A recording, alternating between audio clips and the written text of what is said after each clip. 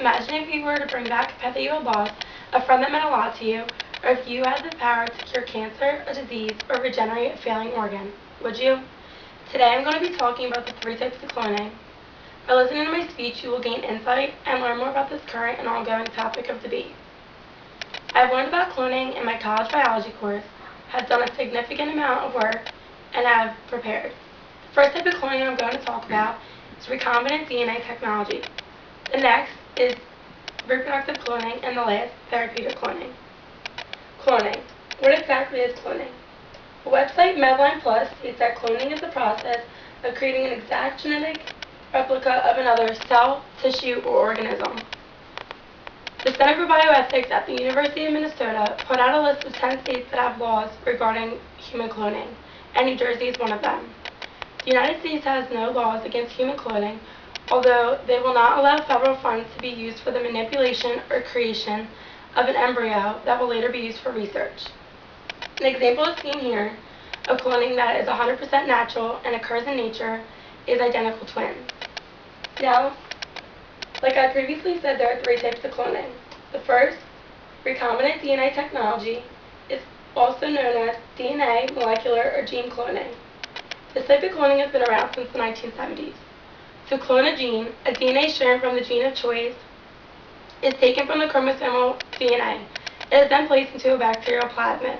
The bacterial plasmid becomes a toast cell.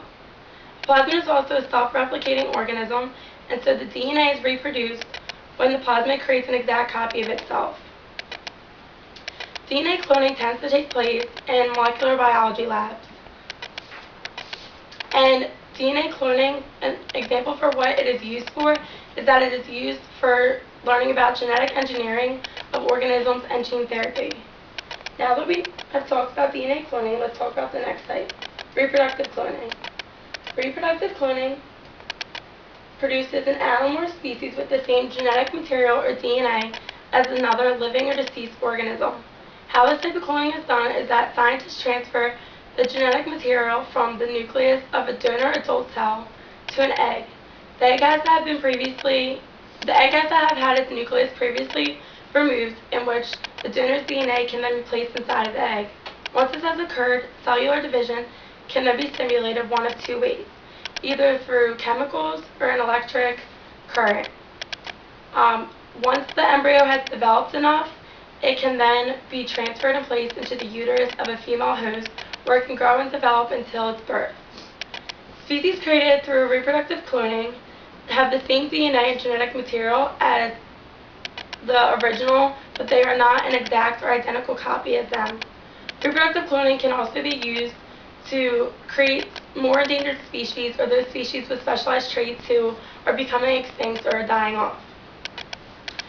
The Center for Bioethics at the University of Minnesota said that Britain, Japan, Finland, the Netherlands, China, and South Korea all permit and regulate cloning. Of those, South Korea is the only one that has commercial dog cloning. The price for a pet of yours to be cloned is $50,000. The TV network station TLC recently premiered a show called I Clone My Pet. On this show, 3 adults who had recently lost a beloved pet of theirs wanted to have their dog cloned. At the end, all were successful and received the dog. An example is seen here is the tadpole, which was the first animal ever created through reproductive cloning in 1952. The most common animal, or the most well-known animal to ever be cloned through reproductive cloning is Dolly the sheep. Dolly, as stated by the Human Genome Project, was one of 276 tribes. She was created in 1996 and she died 6 years later. Dolly was also the first mammal to ever be cloned. Another example seen here on the PowerPoint that has been cloned since Dolly the sheep is the wild ox, which was created in 2001. Many other animals since then have been created as well. Reproductive cloning is comparative to the next type of cloning we will discuss, therapeutic cloning. Therapeutic cloning is also known as embryo cloning. The goal is to harvest stem cells which will later be used to do research, to study development, and to treat diseases. Therapeutic cloning, as expressed by the website politics.co.uk, uses somatic nuclear cell transfer, which is the same thing that reproductive cloning uses, And to review, this means that the nucleus of a adult donor cell is taken and placed into an empty egg. It is then stimulated to develop one of two possible ways. Once the egg has developed into a blastocyte, the stem cells are then removed from it. This process destroys the blastocyte in order to retrieve the stem cells. Therapeutic cloning can be used to create any type of cell, whether it be a skin cell or anything else that is needed. Therapeutic cloning, the hopes for it is that one day it will be able to clone organs and tissues that can be used in the medical field.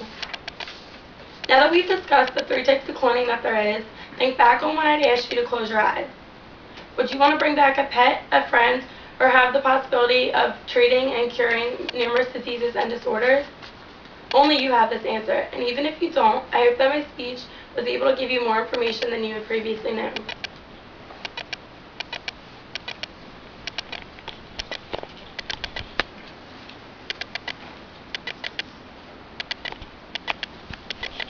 Are there any questions? Yes. Is it possible for humans to be cloned? Although it is possible for humans to be cloned, I do not think that they would be cloned because there's a 97% chance that the animal or human that is being cloned won't be successful, so they won't take the risk with a human life. Any other ones? Yes. Is 6 years the average of a sheep's lifespan? Dolly actually died at the age of half of the lifespan of a sheep. Normally sheep live for about 12 to 14 years, but although Dolly was able to reproduce and have her own children, she did only live for 6 short years. Last one? Yeah. How about the wild ox from 2001? Is she still living? The wild ox unfortunately died 48 hours after his birth, just because of a disease that the mother that was carrying him transferred to the ox.